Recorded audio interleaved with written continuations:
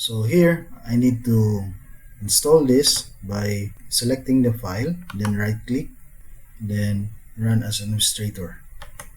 So it will take some time, and then here we have Windows protected your PC. Microsoft Defender Smart Screen prevented an unrecognized app from starting. Running this app might put your PC at risk, but I think it's safe. Okay, I click the icon here and then click on run anyway so that it will be installed to my computer. Click and run anyway. Click yes. Then it will start to install the program. So it maybe take some time, a minute or two. Depends on your specs, the specs of your computer.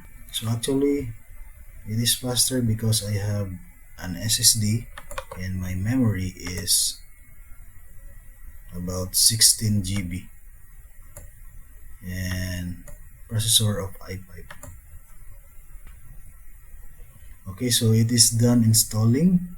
Now it will be open, I guess, automatically open, but since yes, it's open.